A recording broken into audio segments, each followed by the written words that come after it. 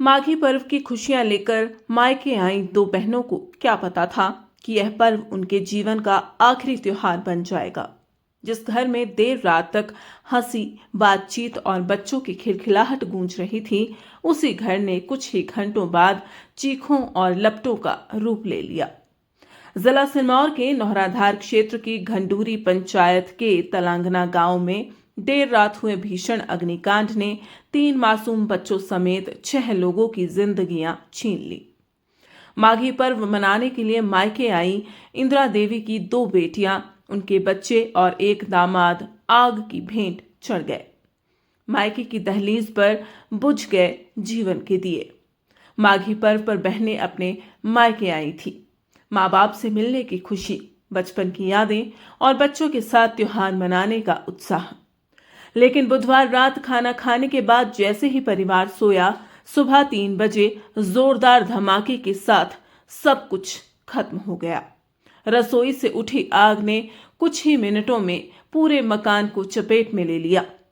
धुएं और लपटों में घिरे परिवार को बाहर निकलने तक का मौका नहीं मिला। इस घटना में बच गया तो सिर्फ एक गवाह। हादसे में घायल हुए लोकेंद्र ने पुलिस को बताया कि वह पत्नी और बच्चों के साथ ससुराल आया था। उसकी साली और उसका पति भी साथ थे। रात को सभी ने साथ खाना खाया और सो गए।